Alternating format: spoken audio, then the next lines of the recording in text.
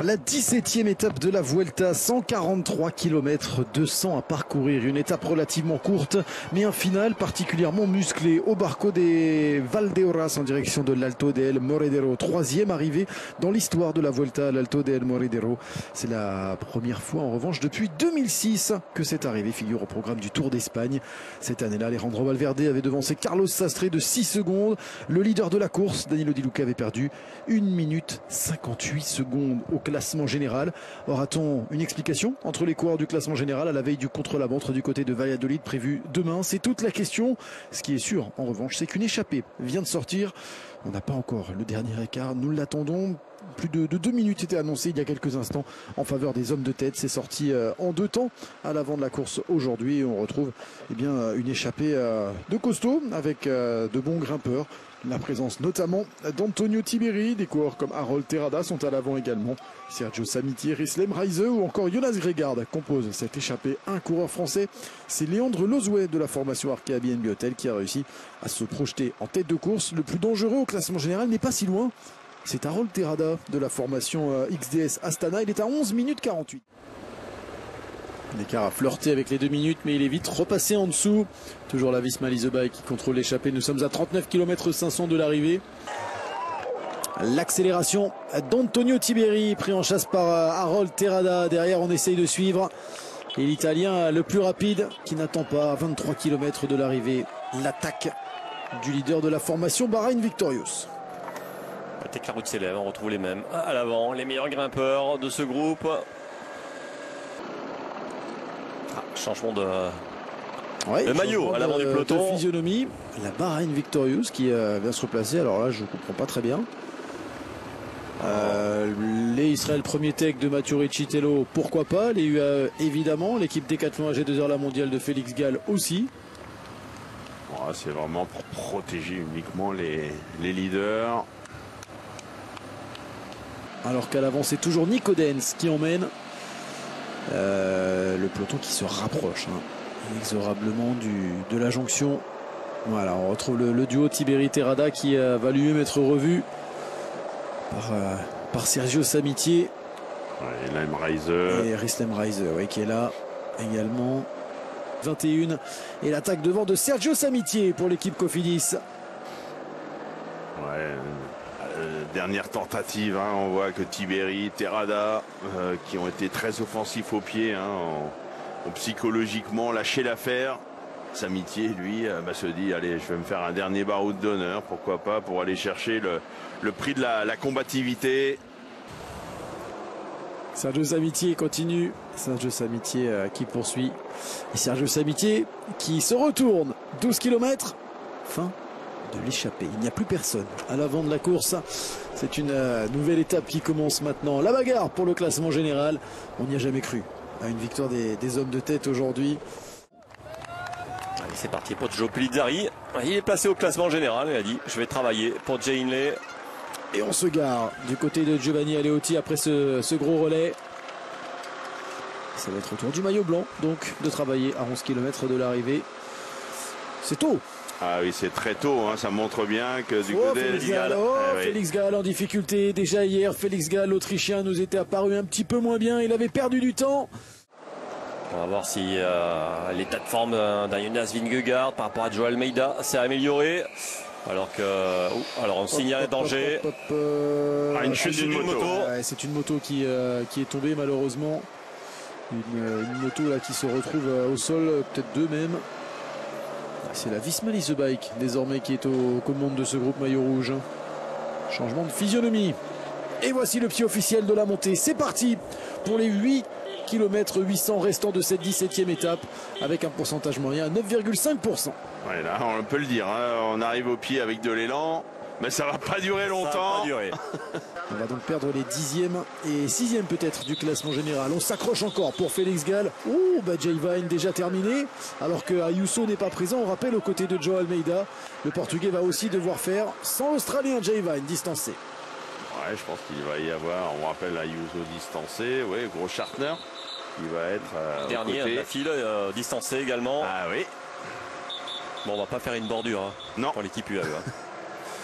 Par contre, tu vois bien chez Visma. Ouais, l'accélération de Jay Hindley. Et pas de Joe Almeida. Hein.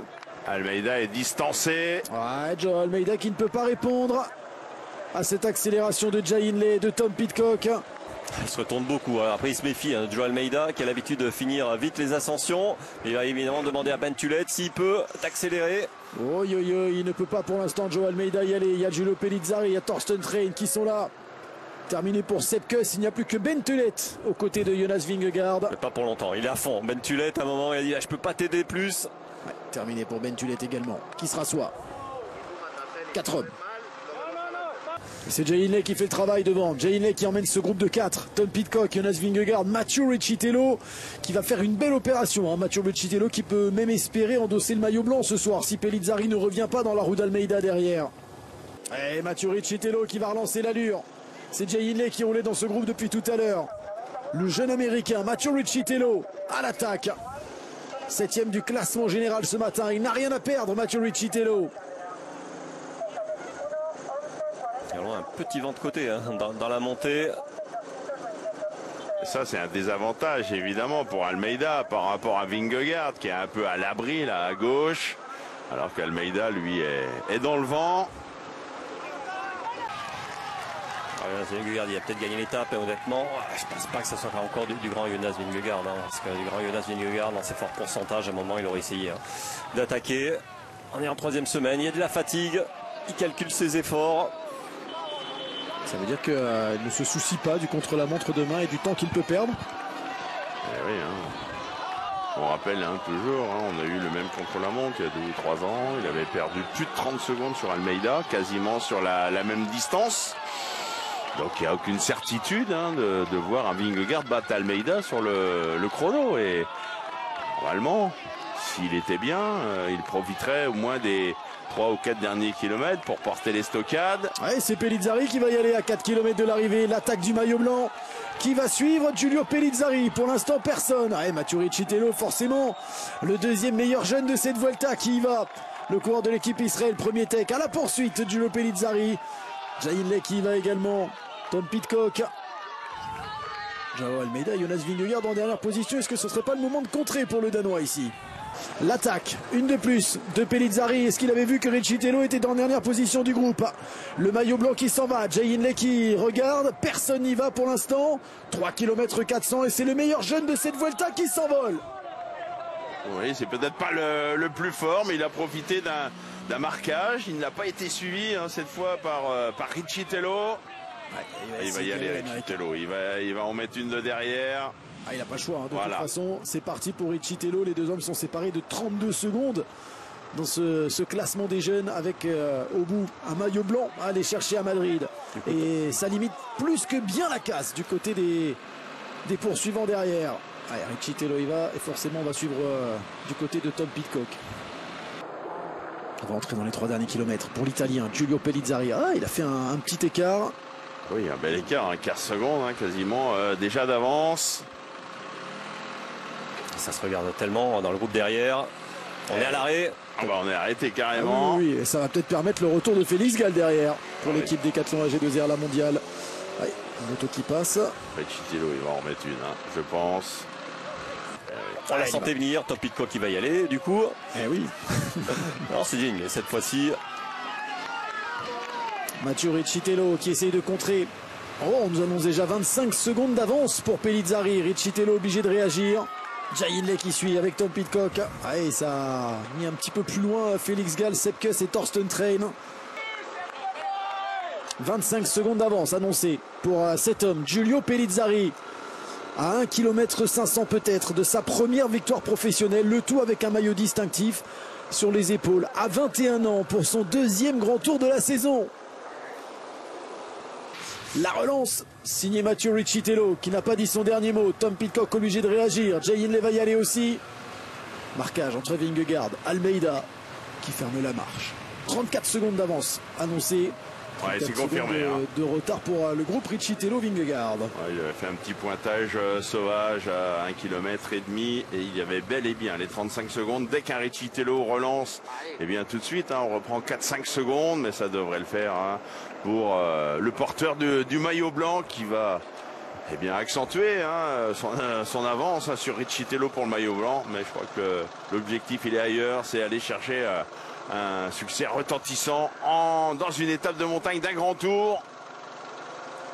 Et puis il va se rapprocher de Jean au classement général. Bon, on verra le temps à l'arrivée, les bonifications. J'ai pas le sentiment qu'on puisse revenir sur Pellizzari. Pas d'attaque de Vingegaard, pas d'attaque de Almeida, les deux premiers du classement général, peut-être les deux plus forts de la Vuelta. Et ça va faire le bonheur du jeune Italien. Et puis il n'a pas l'air de buter. Ah non, il a l'air très très bien. Il a l'air très très bien. Cette fois-ci, à l'inverse du Giro l'année dernière, il n'y aura pas de Tadej Pogacar pour revenir dans les derniers mètres. Giulio Pellizzari va offrir à l'Italie sa première victoire d'étape sur cette Vuelta 2025. Son 3e grand tour à 21 ans seulement, le 2e cette saison. Et Giulio Pellizzari va vivre un bonheur immense, une joie intense aujourd'hui. Ici à l'Alto del Morendero, entrer dans la légende et remporter son premier succès professionnel, la 17e étape de la Vuelta, avec un maillot blanc sur le dos qu'il va tenter d'emmener jusqu'à Madrid. L'exploit de Giulio Pellizzari, un temps distancé après avoir travaillé pour Jay Hindley. Il a profité du travail de Joao Almeida pour revenir. Derrière, on va sprinter pour les bonifications. Et la 2e place, elle devrait être pour Tom Pidcock, le Britannique, qui donne tout dans ses derniers mètres pour aller chercher 6 secondes de bonification. C'est fait. Jay Hindley prend la 3e place. On retrouve ensuite Jonas Vingegaard et Joao Almeida. Statu quo entre le leader du général et son dauphin. Il y aura peut-être une seconde. 2 secondes. Pour moi, il y a au minimum une seconde, mais je pense qu'on va mettre un écart entre Vingegaard et Almeida. Comme ça, ce sera plus facile à calculer. C'est 50 secondes, il y aura au général, je pense, ce soir. Mais oui, on n'a pas le sentiment qu'il y ait sur cette Vuelta un coureur au-dessus. Même Pidcock a été capable de mettre quelques mètres à Jay Hindley, à Vingegaard et à Almeida dans le final. Voilà pour le classement de cette étape remportée par Giulio Pellizzari. Ah oui, on fait le point sur le classement général. Félix Gall, ça aurait pu être bien pire l'addition. Déjà hier, étape raccourcie, il a perdu qu'une minute, ça aurait pu être pire. Regardez, il est 6e du classement général. Il s'en sort très très bien aujourd'hui. Félix Gall, il a fait une belle montée, même j'ai envie de dire.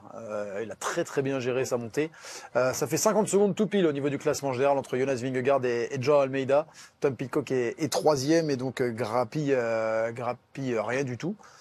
2,28. Oui, si, il reprend un tout petit peu de temps à Jay Hindley, Pellizzari 5e. Voilà pour le classement général.